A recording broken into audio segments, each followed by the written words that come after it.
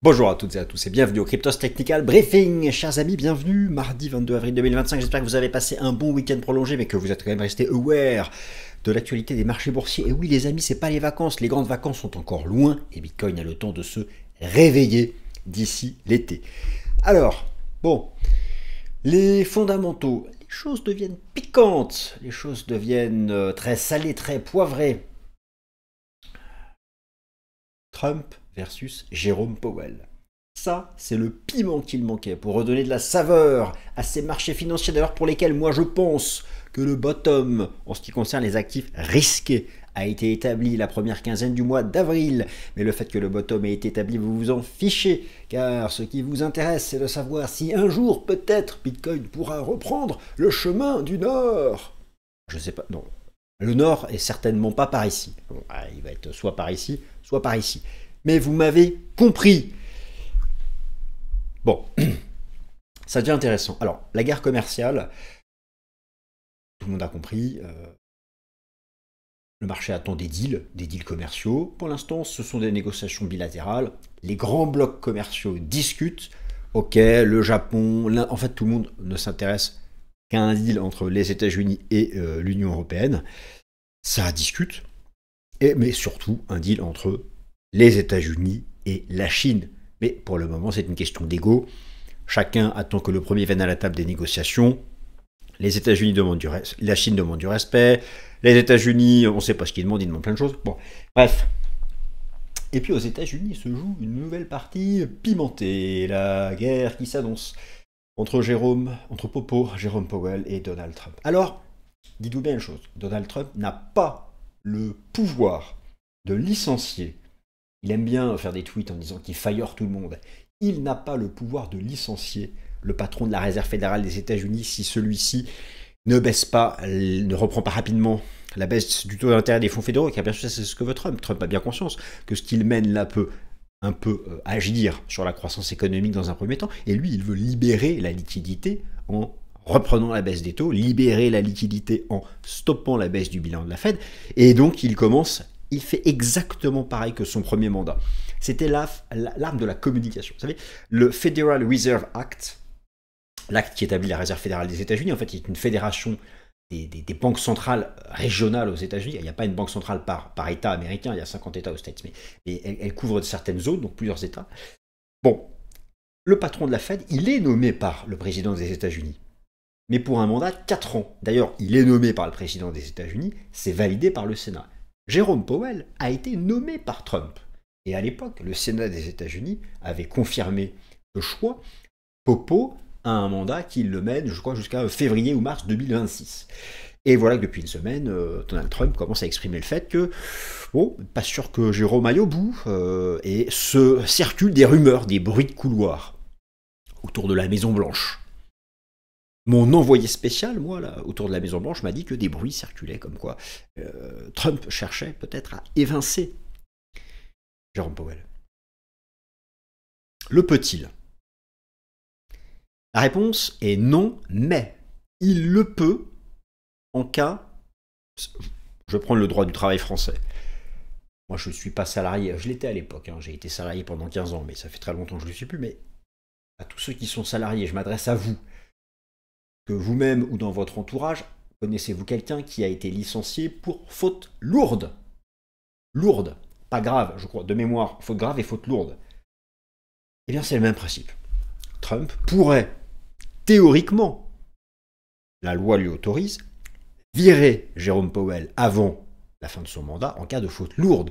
Encore faut-il la justifier. Et le simple fait de ne pas s'aligner sur la politique monétaire que souhaiterait Trump n'est pas une faute lourde. Donc il faudrait trouver quelque chose.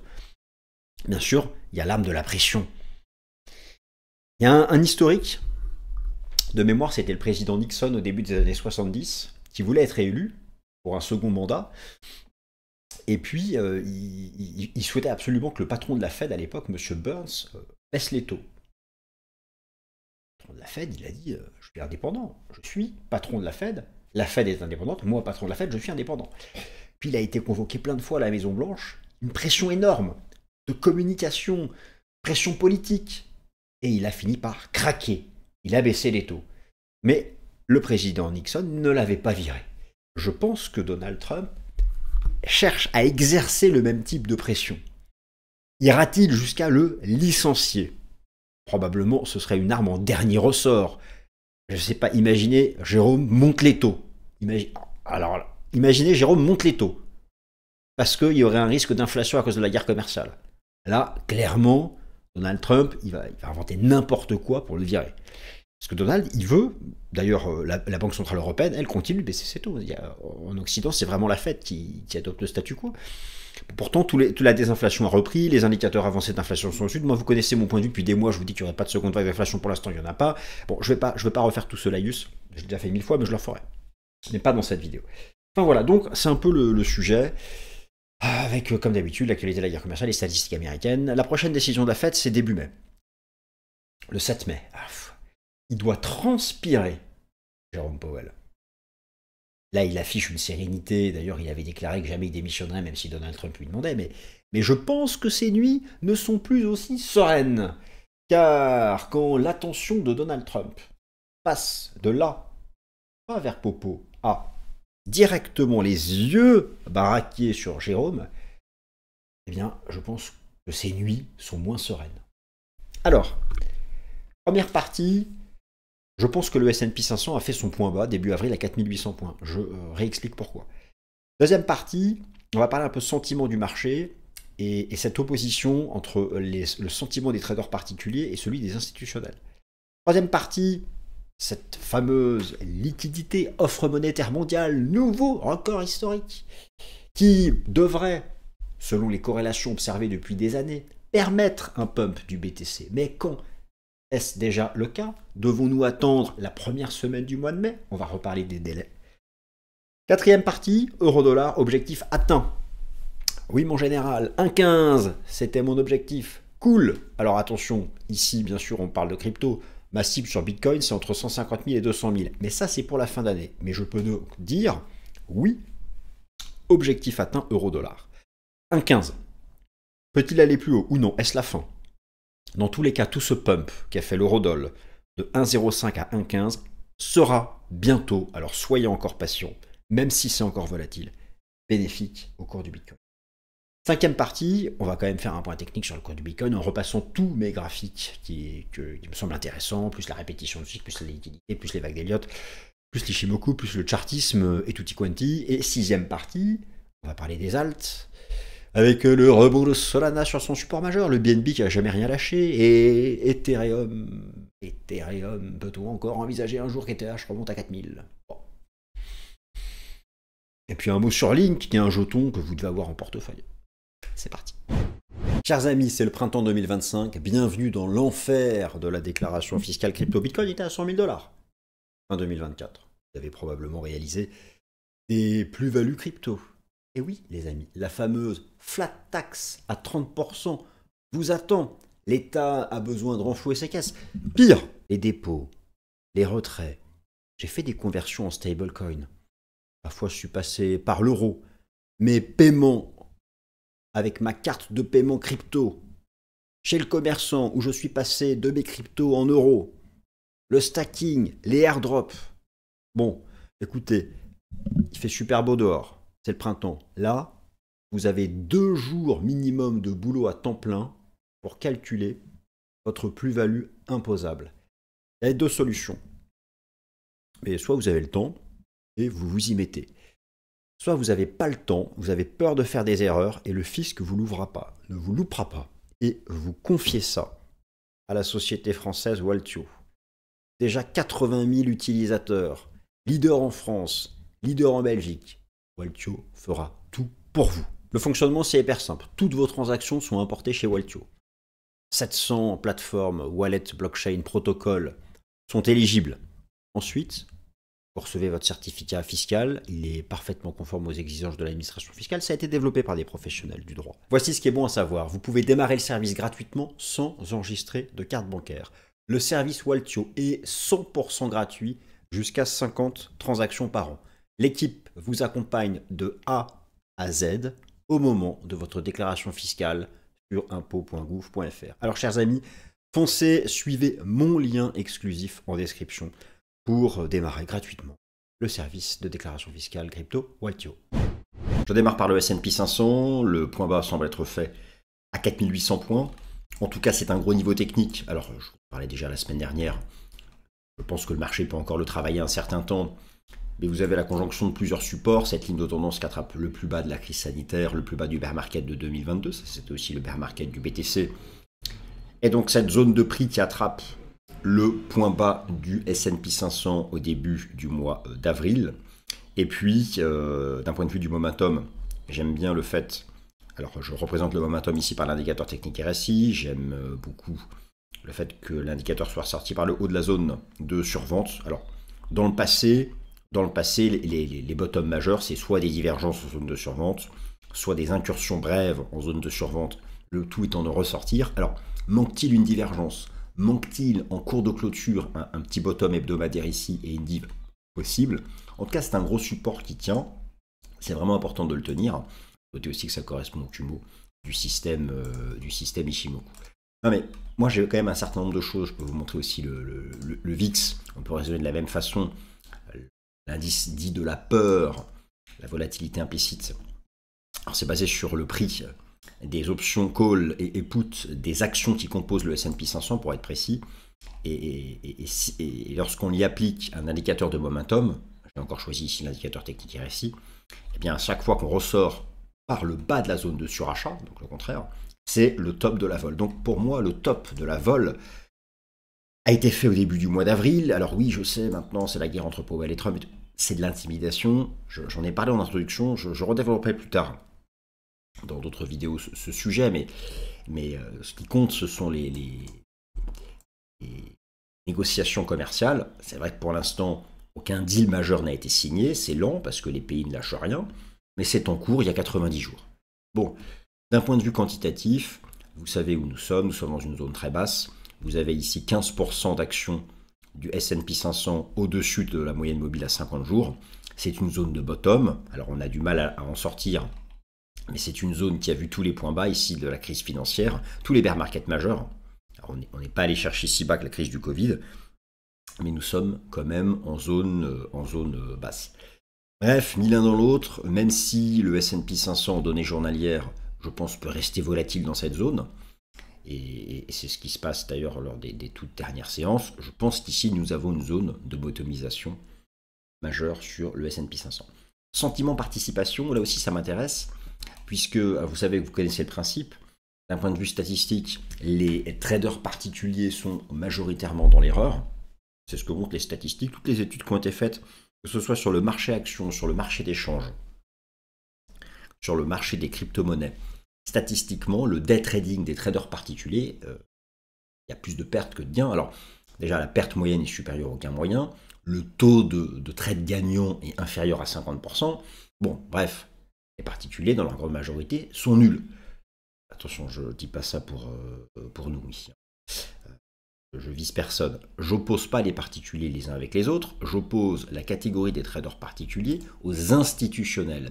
Les traders institutionnels qui, eux, dans la durée, sont en vie, sinon il n'y aurait plus de haute finance, tout le capitalisme se serait écroulé, ont des gains moyens supérieurs aux pertes moyennes et un taux de profitabilité, un taux de trade gagnant supérieur à 50%.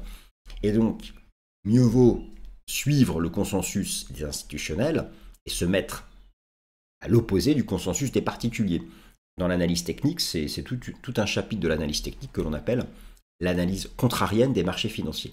Les particuliers restent archi pessimistes. Alors, j'aurais pu vous montrer le Crypto Fear and Greed Index, mais vous le connaissez comme moi. Pour l'instant, tout le monde reste dans la peur, personne n'y croit, tout le monde est parti. Un max de monde s'est barré, il n'y croit plus. Bon, c'est dommage parce que c'est vrai que ça quand même, il y a un bon comportement depuis le début du mois d'avril. Mais bon, c'est toujours comme ça, les bottoms se construisent dans la peur quand plus personne n'y croit, et puis quand tout le monde sera revenu, ce sera le point haut, et l'histoire se répétera, etc. etc. Bon, bref, mais tout de même, il y a encore, donc selon les toutes dernières données de l'Association américaine des investisseurs particuliers, ça c'est sur le S&P 500, énormément un réservoir des vendeurs encore archi rempli. Et lorsque je regarde du côté institutionnel, en utilisant les données du rapport Commitment of Traders de la CFTC, le régulateur américain des contrats futurs, certes, alors j'ai ici les données de positionnement des asset managers sur le mini contrat S&P 500. Ce qu'il faut savoir, c'est que le contrat mini S&P 500 est le plus tradé du monde. D'accord, vous l'avez sur TradingView, son code c'est ça. Bon, eh bien, je compare l'évolution des positions short, donc représentée ici par l'histogramme de couleur orange ou marron clair comme vous voulez, avec ce que fut le bear market de 2022. Ça, alors oui, les positions short augmentent un peu, la position nette décroît, mais ça n'a rien à voir avec ce que fut à l'époque, au moment du bear market, la chute des positions longues et l'envolée des positions short. Il y a une petite hausse des positions short et les positions longues sont assez stables.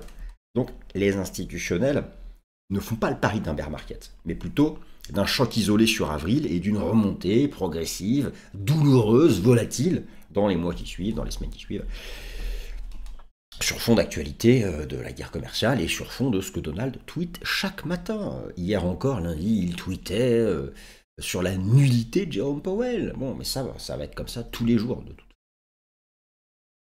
Alors, liquidité nette, offre monétaire mondiale, we can applause. Nouveau record historique, les amis. Nouveau record historique de l'offre monétaire mondiale.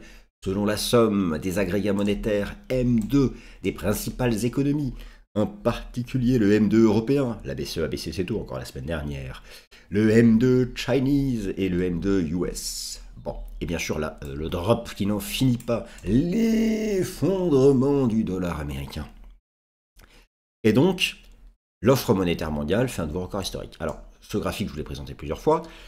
À ceux qui découvrent et qui posent la question pourquoi ce machin est dans le futur, c'est parce que je lui ai appliqué un décalage temporel ici de 78 jours. J'aurais pu mettre 80. Alors, il y a deux choses. Déjà, je peux le remettre à 0. Je le remets à 0 et il reviendra à sa position qui est sa position actuelle, c'est-à-dire comme nous. Ce qui est observé, c'est que vous pouvez observer comme moi qu'il y a carrément un copier-coller de la courbe du Bitcoin avec un décalage temporel par rapport à l'offre monétaire mondiale. Il y a des études statistiques qui ont été faites dans tous les sens. Il semble que 78 jours soit celui qui colle le mieux à notre cycle, mais que 108 jours ait une meilleure corrélation à plus long terme. Bon, alors, si on part du principe que c'est bien 78 jours, ça semble pas mal collé, hein, puisque ça nous donnait ce top-là, et ça nous donnait le bottom ici de début avril, et que là, on semble être parti. Bon, moi je dis, c'est trop tôt pour être certain. Pour moi, pour vraiment se dire qu'on est dans un décalage temporel autour des 80 jours, il faut faire sauter la résistance à 89K. On voit d'ailleurs de quoi ici il s'agit, hein, c'est vraiment c'est la partie basse de l'ancien range. Et vraiment pour se dire ça y est, on y est et on repart vers de nouveaux records, il faut une cassure technique haussière des 89K. Et donc là, on attaque le niveau, c'est vrai, mais il n'y a pas encore de breakout. Alors, le débat d'un point de vue, il y a deux choses en fait. Il y a d'une part, qu'est-ce qu'il faut, que manque-t-il pour que cette offre monétaire mondiale arrive sur BTC? Bon, d'un point de vue fondamental, vous avez compris qu'il faut des deals commerciaux, il faut une relation apaisée entre Trump et Popo. Bon, le marché a besoin de visibilité à la fois en termes de politique monétaire et de guerre commerciale. Pour le moment, Jérôme, il ne lâche rien. Je vous l'ai expliqué en introduction, il y avait déjà eu un cas similaire entre à l'époque le président Nixon et le patron de la Fed, Arthur Burns. Le patron de la Fed n'a pas le droit le président des États-Unis n'a pas le droit de virer le patron de la Fed, mais il l'avait convoqué plein de fois pour lui mettre une pression maximale pour qu'il baisse les taux, parce que Nixon voulait être réélu. Ça n'a pas servi à grand-chose. Il y a eu ensuite le scandale, et il s'est fait virer en 1974. Donc il a démissionné. Nixon a démissionné. Bon. Jérôme, au stade actuel, les anticipations du marché, c'est à peine 9% de proba pour une baisse de taux en mai. Là, il transpire, Jérôme. Le 7 mai, lorsqu'il va annoncer qu'il ne baisse pas les taux, Trump, il va l'appeler, il va lui faire « Mec, you are fired ». Bon, enfin, je sais pas, mais... Alors, il ne peut pas le faire, hein. J'ai expliqué ça en introduction. Mais avec l'ami, avec Dodo, tout est possible. En tout cas, ça va être un sujet majeur des prochaines semaines. Bon, c'est très positif de voir cette offre monétaire mondiale faire un nouveau record historique.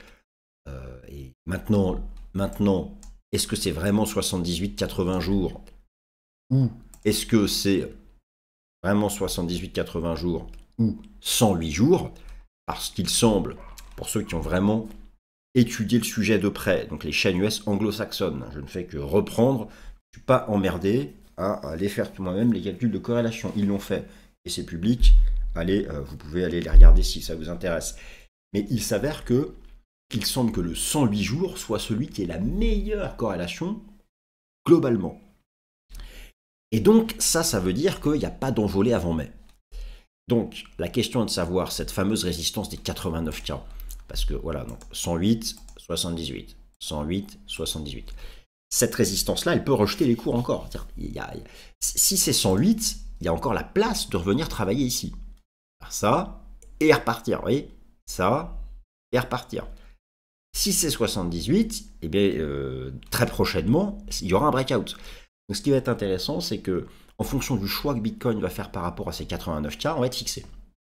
Si ça rejette, eh ben, c'est que clairement on est sur le 108. Si ça passe bientôt, et là donc on aura un guide, parce qu'on pourra savoir quand est-ce que se terminera le prochain pump, puisque on pourra aller, lorsque l'offre monétaire mondiale va arrêter de monter, on saura exactement le bon décalage et on aura la fin, comme ici. Hein, si j'avais eu cet outil, moi, si j'avais eu cet outil, je ne serais pas tombé dans le piège de répétition de cycle du premier trimestre, puisque ça nous disait bien que le top c'était le 15 décembre. Maintenant j'ai tous les outils, le chartis, la répétition de cycle, les vagues d'Elliott, les fondamentaux, la liquidité.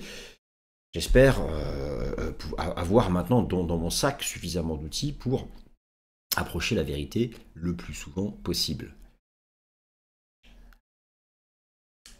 Objectif atteint. Target reached, mes amis. Si vous me suivez depuis longtemps, n'ai-je pas régulièrement appelé au 1,15 $? Oui, je sais. J'ai aussi régulièrement appelé aux 150 000, 200 000 $ du Bitcoin. Oui, je sais. Mais je n'ai pas changé d'avis. Je vise toujours, d'ici dernier trimestre 2025, 150 000 à 200 000 $ sur le cours du Bitcoin. Et donc, l'euro-dollar, c'est fait. Pourquoi c'est intéressant? Parce qu'il y a une corrélation positive entre le cours de l'euro-dollar et le cours du Bitcoin. En fait, corrélation inversée entre le dollar américain et le cours du BTC. Ici, c'était le point bas de l'ancien bear market. Et il y a toujours un décalage temporel. Ce méga pump de l'euro-dollar, d'ailleurs porté par les institutionnels, puisque vous avez ici les données du rapport Commitment of Traders sur le cours de l'euro-dollar, systématiquement lorsque vous aviez un breakout chartiste accompagné du franchissement de la ligne de 0 sur le positionnement institutionnel. Ça veut dire quoi, le franchissement de la ligne de 0 sur le positionnement institutionnel? Ça veut dire que il y a une majorité de positions longues par rapport aux positions short. Alors, d'ailleurs, c'est quelque chose que j'avais observé chez les traders de hedge fund. Les traders de hedge fund qui, dès le début du mois de mars, avaient, pour la première fois depuis très longtemps, des positions acheteuses sur le cours de l'euro-dollar qui avaient dépassé les positions vendeuses. Alors, maintenant, est-ce que le cours de l'euro-dollar peut aller plus haut ou pas? Viendra un moment, une pause, un retracement, une correction. Le dollar US, lui, clairement, alors là aussi je suis content parce qu'il est vraiment dans mon scénario d'une structure en ABC parfaite après avoir fait ses 5 temps haussiers. On est là-dedans, ça va vite, ça va trop vite. Viendra un moment où il y aura un rebond du dollar et un rebond de l'euro-dollar, mais nous on s'en foutra parce que pour nous, j'ai envie de dire, le bien est fait, puisque nous avons, en grande partie grâce à cette chute du dollar, le nouveau record historique de l'offre monétaire mondiale. Et on sait que ça viendra bientôt se déverser dans Bitcoin. Dans tous les cas, le cours de l'euro-dollar atteint les 1,15. Alors, bon, là c'est hyper volatile, les supports sont loin. La nouvelle zone support, c'est maintenant cette grosse zone-là. Hein. C'est la zone des 1,10, 1,12. Il y aura peut-être un jour un retest parce que les supports sont loin. Regardez un peu les niveaux qu'on est en train de tester. Ça, c'était les niveaux du bear market de 2022.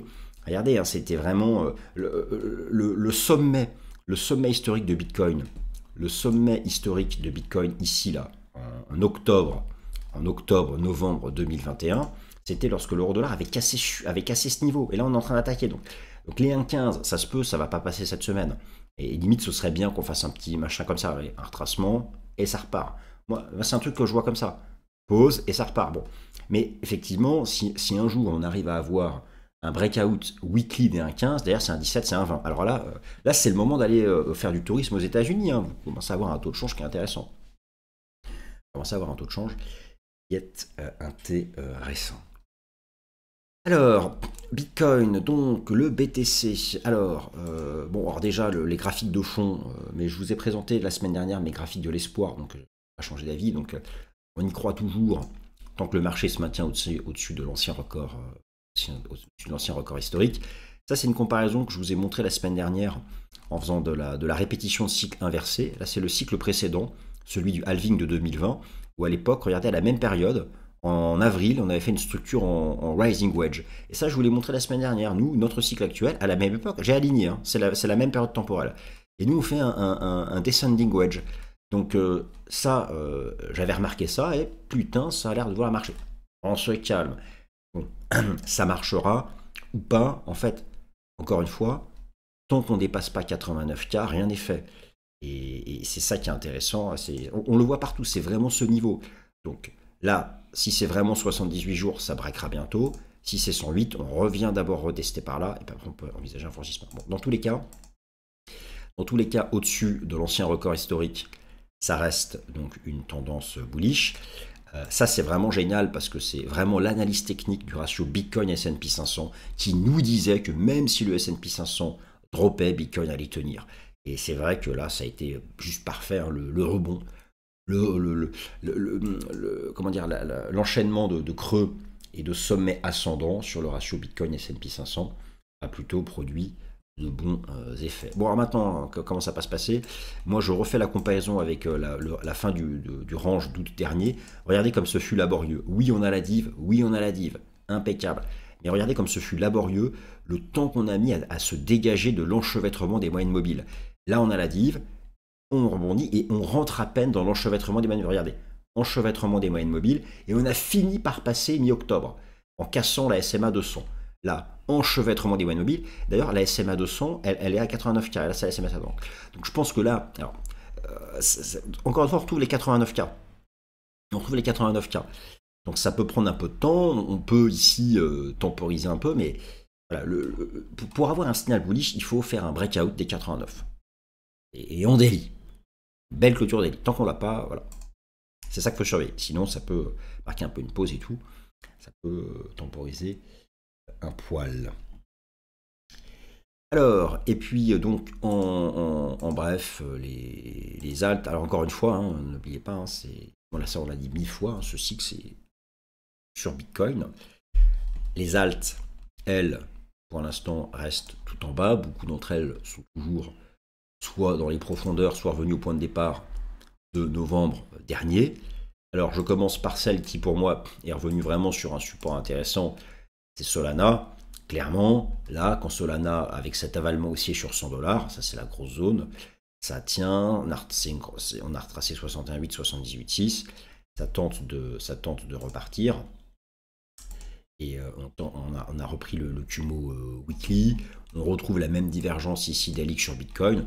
Moi j'ai vraiment tendance à croire qu'au-dessus de ces 100 $, on a eu un peu majeur sur Solana. Sur ETH, notez que je suis repassé en échelle arithmétique. Sur ETH, la dernière chance, pour éviter de sombrer, vraiment ETH souffre comparaison de Solana. De toute façon, si ETH en est là, alors, il y aura peut-être des mises à jour, il y a plein de choses. Hein. Moi, quand je vois tout le monde enterrer Ethereum, je continue de dire que ça va à 5000. Donc, j'ai pas de stress par rapport à ça. Maintenant, sur le court terme, d'un point de vue technique, vous voyez bien où nous sommes. C'est le record historique du cycle précédent. Il faut tenir. Si on ne tient pas, on va aller refaire de la merde ici, là, entre 1000 et 1500. Mais ça ne changera pas le fait que je pense que ça pourra remonter sur ces records. Et donc, regardez comment on s'y accroche les 1530 $. Donc, il faut tenir ce niveau. Si ça tient qu'on a une impulsion. Maintenant, pour la résistance pour repasser boule, c'est les 2130 $. Bon, le BNB, la force tranquille, le machin lâche rien. Toujours pareil. Voilà, on aura bientôt un croisement EMA 200 exponentiel au-dessus de SMA. On tient ça, le truc a toujours tenu. On tient le Kumo Weekly et on a une espèce de compression avant de finir par passer. Et puis on l'espère tous, avoir lui quand il break son ancien record, hein, vous voyez un peu le genre de mouvement que ça peut donner. Et puis Link, c'est vraiment une zone d'intérêt. Bon, Link, on a la div daily, là, il y a eu cette grosse zone d'accumulation, c'était parti en octobre 2023, on est revenu retest, la poussée de Trump, on revient tester cette zone ici, il y a la trendline. Bon. pense que là, Link, on a une div. Bon, c'est vrai que pour l'instant, on ne franchit pas de résistance. On est au point de départ de ce que fut la hausse de novembre dernier. Mais on n'a pas encore de breakout en daily. C'est encore un peu faible.